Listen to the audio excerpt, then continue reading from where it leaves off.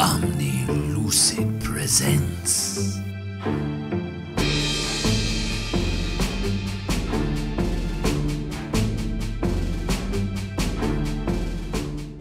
Everyone, welcome to Omni Lucid presents Rules and Setup for Yggdrasil by Z-Man Games. Hopefully you guys are here because you checked out the review video, so we're just going to dive right in on this awesome game, how to set it up, how to play it. I'm going to try and make this super quick, and if you have any questions or concerns, I'm sure I'll say this again at the end of the video, but please put them down below. Alright, we're going to go to the aerial combo view for pretty much this whole video, so if you like looking at my face, you'll have to squint a little bit. Alright, so first thing you're going to do is obviously set up your board. I'm going to go through from top to bottom, left to right, and just explain how to set this up, and then I will go through and do it again to explain how each location works. So the first one, you are going to set up, this is Helheim, where your elves go. Now this is going to be dependent on how many players you have. I have this currently set up for a solo game, so there are 2. Now also something I'll say a lot is check the rule book. I know it's a little bit of a Rodney Smith thing to do to you, but it's super easy to look up, and I honestly just don't remember what they all are for the different player counts. So it's really easy. The rule book is super simple to look up the setup and how to. So first you got the elves. Next you're going to put your Fenrir token in this next section. After that you are going to take your 6 villain tokens, and they are all going to line up over here on this board. This is going to be their little track that they're going to move up and down. The whole point of this game is for them to get to Asgard and basically destroy all the gods and cause Ragnarok to happen. I'll explain more about the win conditions a little bit later on. So you're going to set them up there. Next, you're going to place all of the weapon cards on the location there. All of your frost giants come over here. Now your weapons, you can have them facing up or down. It doesn't really matter because you get to look at them. The frost giants, those do have to be mixed up and face down. Next you have your Valkyrie Standi mover. Now this is one that was a little confusing to me. Maybe I just didn't understand it, but I did figure it out thanks to some help from you know, some of you, some other board gamers. Now these get put on the little rainbow island is what they call it. It's the rainbow bridge. Come on, let's be serious. The reason why this is confusing is because this is the place where you go to take the action that involves the Valkyries, and because this basically sits right next to this location, but this is for the dwarves, not for the Valkyries. So the Valkyries go there. The Sunken Island token, which looks like this, it also has a whirlpool on the back, that goes on the black island to start. Then you are going to put 12 fire giant tokens over here on that location, and then you're going to put 5 Viking souls over here in this last location, which is Helheim. And then to set up, now these are your island bags. You're going to fill each of these bags with a set amount of fire giants and Viking souls. Again, check out the rule book for that. It lets you know. Those do stay the same for every game. I just honestly don't remember what they are. Okay, then you're obviously going to need your die. Next, you're going to take your cards. I believe there's 42 of these. You're just going to shuffle those up. These are your villain cards. They just get mixed up. There are also some special cards. I believe they're called Ragnarok cards that you can throw in for more difficulty. That's, again, that one is definitely Rodney Smith. I'll leave you to find those rules on your own. Next up, now this is just my own little thing. I have found it to be helpful. Again, I mentioned this in the review video. These are just action markers to remind me of where I've already gone. So I just place those out there. These do not come with the game. You don't have to use these even though they are on BGG. They're just little pieces of paper. I printed them on thick cardstock just to make them a little more durable. But that's what those are. These are just your pieces to let you know there is a frost giant that does block locations and does not let you take actions. So those just sit over here. And then last but not least, you are going to pick which god you want to be out of the 6 gods that come with the game. So that is the setup. Now we're going to go through each location and explain what they do. Before I do that, though, the die has either a 3 hit side, a 2 hit side, or a 1 hit side, and then there's the 2 misses. I believe there's 2 ones. Yeah. So oops.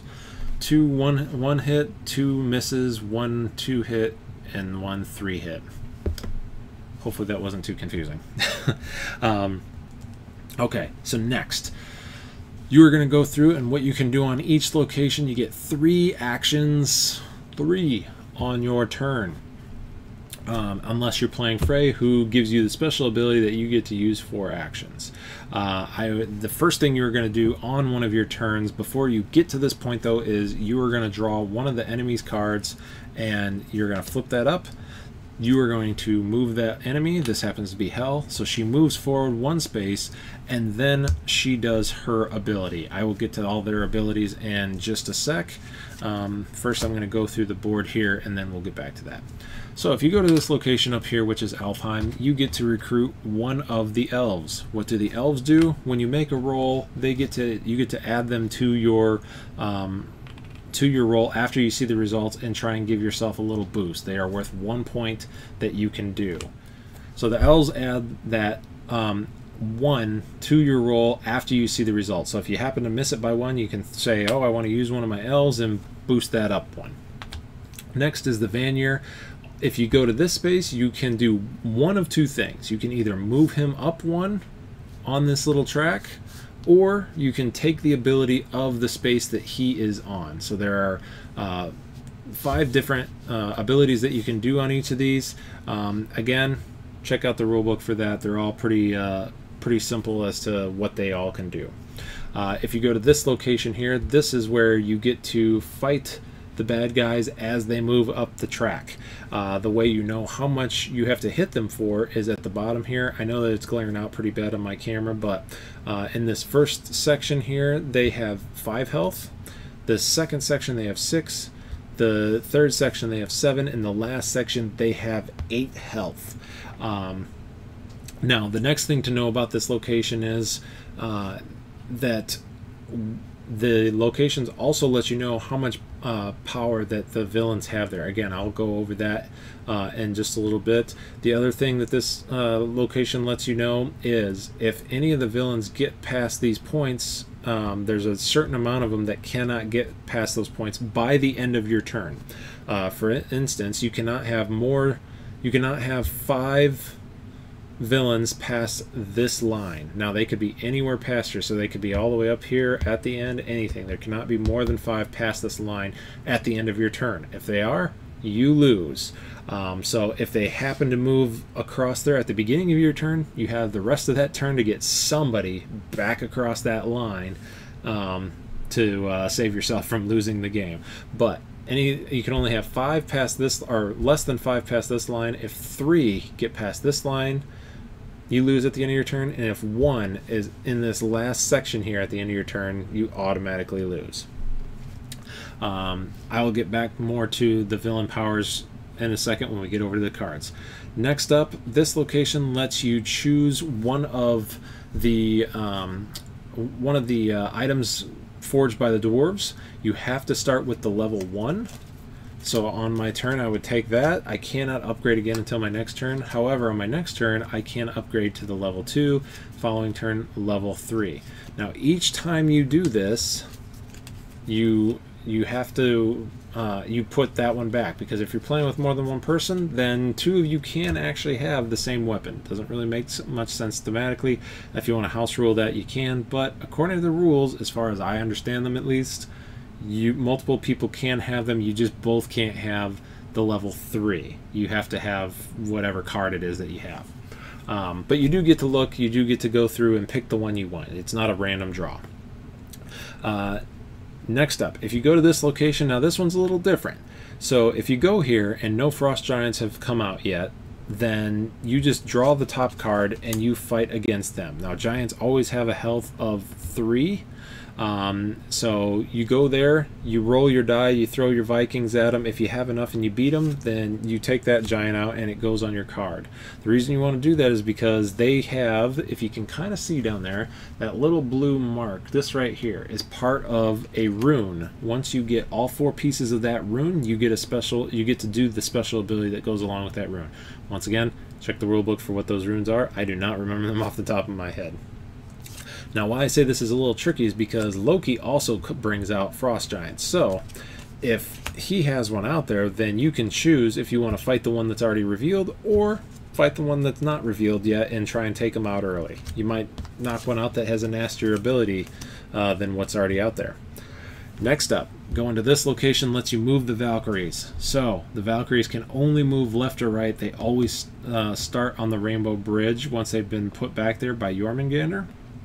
So if you happen to go to this location, you can, now this one you get to do both things. You can move them, and then you can also look for Viking souls. So in this case, I'm going to the White Island. So I take the white bag, shake that up. You get to draw 3. Unless you're Heimdall. Heimdall gets to draw 4. And so in this case, I only got 1 Viking. So the 2 fire giants go back in. I get to keep that 1 Viking. Now the other thing to know is the Sunken Island. If the Sunken Island is out, let's say it's there for instance, the Valkyries can move onto it and continue to move forward. However, they cannot search when the island is sunk.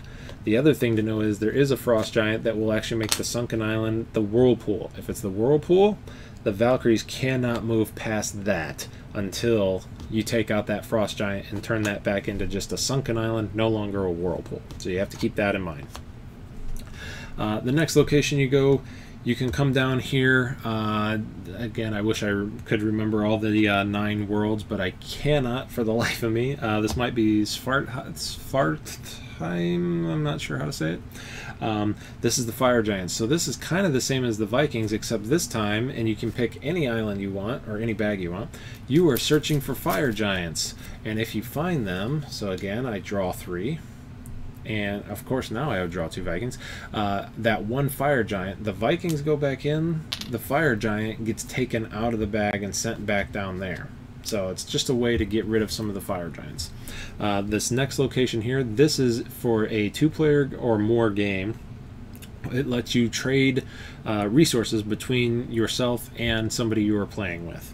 And last but not least is Helheim over here.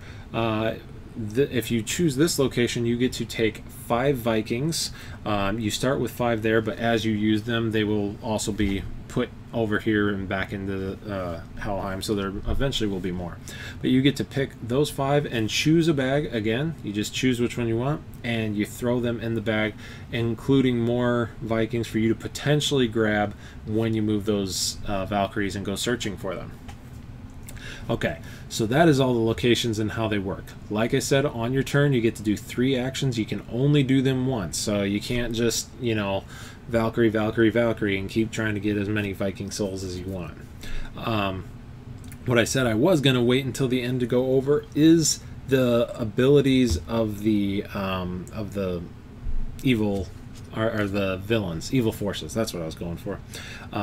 So I'll go through them one by one. Well, actually, it's probably just easier to go. I don't know. We'll go with cards. So first one we have is Hel. Now hers are based off of the amount of power that she has down here. So these little lightning bolts let you know how much power. What you are going to do on hers, you can see there, you are going to roll the dice. I got the green, so I'm going to take the green bag, and then I am going to take out however many Viking souls as how much power she has. In this case, she's on the 1 spot, so I take the green bag, I reach in, I pull out 1 Viking soul, and it goes back into Hel, so I can no longer pull it out of that bag. Next, we have Surt. So Surt works pretty much the same way. You roll the die. I got blue, so this time he is going to put more fire giants into the bag. So again, on the 1, he just does 1. If he was on the 2, we'll say, then he would take 2 fire giants and throw them into that blue bag. Next up, we have Jormungander. Now Jormungander, first thing he does, let's say my Vikings were all the way out, or my Valkyries were all the way out here on the green island. They get moved back automatically to the Rainbow Bridge, and then I also roll the die. Whatever I get, the white, that means that the White Island is now the Sunken Island. Once again, you can still move across that, but you cannot search for souls. So that is how Jormungander works. His power is not dependent on where he's at. It's the same all the time. Next up we have Nidhogg. Now whenever he moves forward, he gets to pull forward whichever villain is the furthest behind. In this case, I still have 3, so I would pick which one of those to pull forward. Now, when you pull them forward, they do not activate their ability. They're just moving farther along. Again, his is also one that it doesn't matter where he's at on the board. The lightning bolts, his power level, it's the same all the time. He just pulls whoever's furthest behind forward one. Now we have Loki. Now Loki, he draws a frost giant card, and however much power he has is how many he draws. So if he's on that first one, he's only going to draw 1. If he was up here, he would draw 2, and both of their abilities would go into effect. For most of theirs, it boosts the abilities of the villains. It makes them stronger, but some of them, this one that I drew, for instance, I do remember that symbol. It means that you cannot use your god's power at all until he is gone. Now, again, check that rule book for all of them. I don't recall what all of them are, but most of them are something like that. Again, there's giants in there that basically just says, hey, you can't do such and such action. That's what these little tokens are for. They might say, hey, you can't do that until they're beat. All of their abilities, you just can't do them, or they take effect until you beat that particular giant. So that was Loki. Last but not least, we have Fenrir. Where's he at? Let's see. No. There we go. So Fenrir can be an especially nasty one, other than Loki. Loki, me personally, Loki and Fenrir are the worst two of the bunch.